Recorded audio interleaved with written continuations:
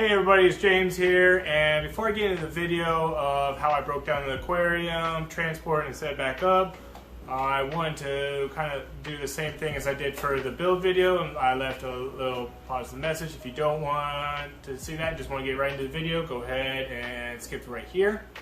But anyways, a lot of people talk to me about the aquarium, and people are like, you have a really natural eye for these things, and ask me like how I approached it, how I kind of looked at the design and everything, and I wanted to share kind of how I developed this skill, because it is a skill. It's not necessarily like a natural talent, but I wanted to share like a tip to help you guys out when you're doing these things, or just it helps in life. So basically, all you gotta do is go out in nature and observe something very closely.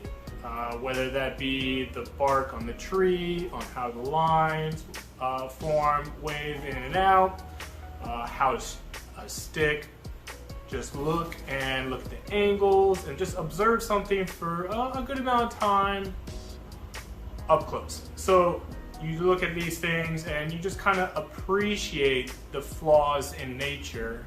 You look at the rocks. One great thing is the bark. I love the bark on the trees because especially like oak trees and stuff like that, all the cracks and the way they all kind of move together and around the knots in the trees and all these different things. You look closely at the leaves, the grass, how each plant kind of intertwines with each other, how vines climb up trees and use each other for their own benefit, and you just get up close and appreciate nature on a level that most people don't really look at. I know it sounds weird, you just go out there and stare at a tree, but once you've gotten up close and really appreciated the small details that nature gives you, you can mold your mind around it. And I feel like it's definitely helped me out a lot. I used to do it a lot as a child, and then, always be out in nature, always looking at things very closely.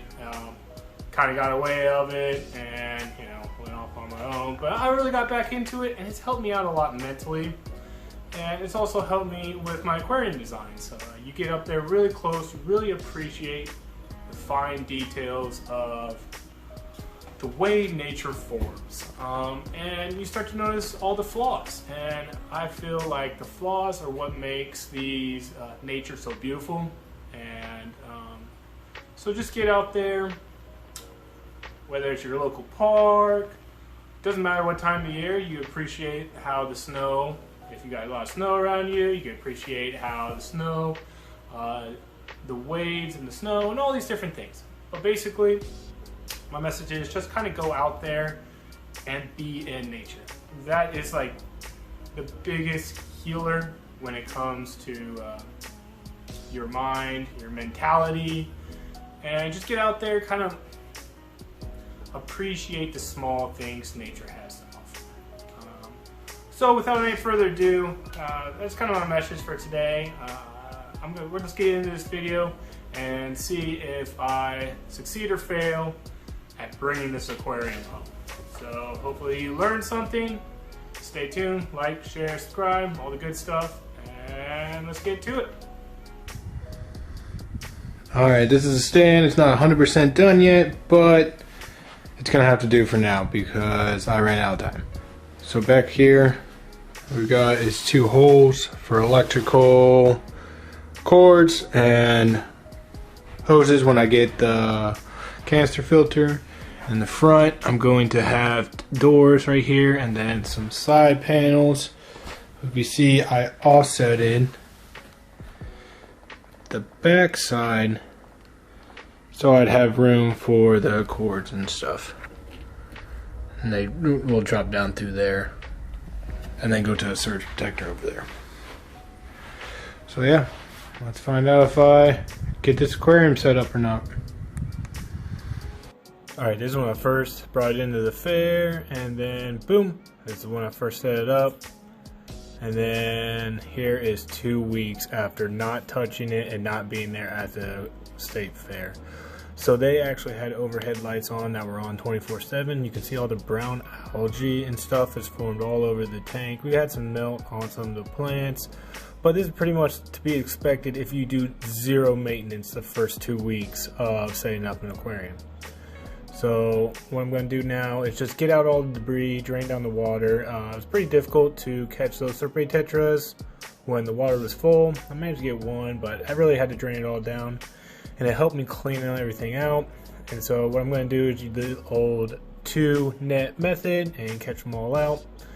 And so what I'll do is I'll catch them all out and then put them in a bag and get them ready to transport back to my house. And then I'm trying to get all the little shrimp out, but it's absolutely impossible to get them all out. So some of them had to actually stay in. So basically right now what I'm doing is getting a whole bunch of paper towels soaking wet and covering all the plants. So I'll just cover every little plant in there, all the surfaces.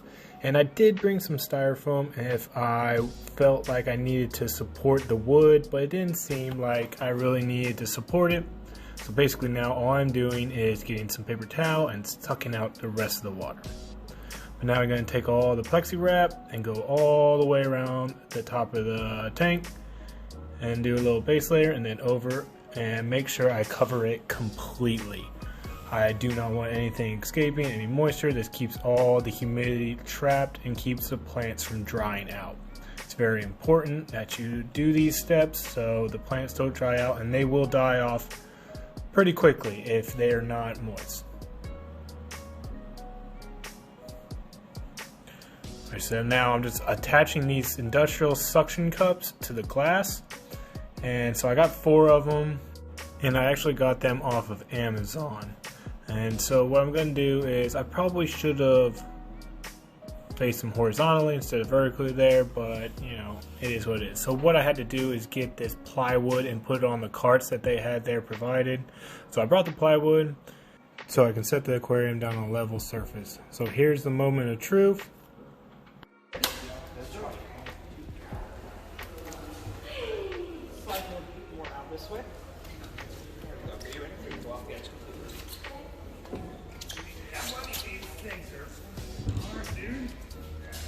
Yeah, that was the first time I actually used them. Wow! I know. That was scary as Yeah, I know, but it works. They hold. Yeah. So we were able to get in the backseat of my truck, and it was very stressful and very heavy. And then I was able to get it into the house and on the stand. Thankfully, I have some very amazing neighbors that helped me out, and it is extremely heavy. It was probably 150 pounds, so not an easy task. So I didn't really film much of that, but basically just fill it all back up and then take out all the paper towel and then just start cleaning up. There was a lot of debris, and basically all the Salvinia, the floating plants, died.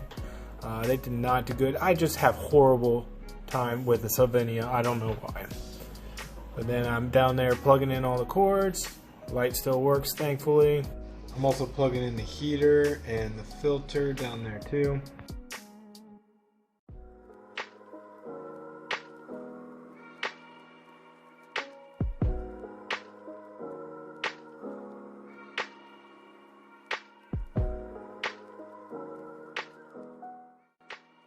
Alright, so I plugged in the filter and started running, and this is something, in case you don't know, you have to prime these filters. You could probably hear the sucking up of the air, and so you can kind of see that I'm dumping water in it as it does it, and that water level keeps going up and up on that too. I like to keep doing it. It probably could have just done it on its own, but I like to keep pouring water in until it catches and sucks all the rest of those air bubbles out, and it'll be nice and quiet while it runs.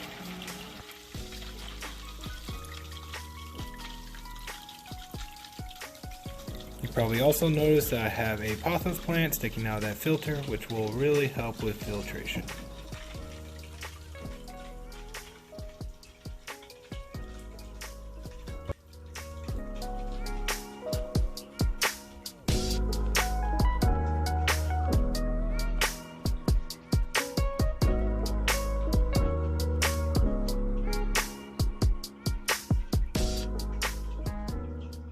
So this was completely unexpected.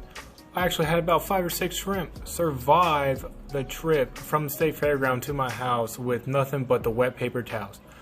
They probably spent about 5 hours in there before I got water in. And this is afterwards. I filled up and everything, and I actually put a couple guppies in there, but you can see I didn't add these shrimp in after I got there. These are just ones that survived the trip, which I found insane. So I did add 3 little male guppies in there just to help with bioload and help get the tank cycled. Basically, I'm just going to get it all established before I fully stock it with a full load. And I'm going to be making a video about how to stock tanks, what to choose, and different community fish. I'm going to make this a community tank. So thank you so much for watching. Here's a couple minutes of just some peaceful music and watching these fish swim around in the tank. And you can see over there to the right, a little mystery snail falling. Alright, thank you guys so much. If you like it, like, comment, and subscribe, and I shall see you guys next time.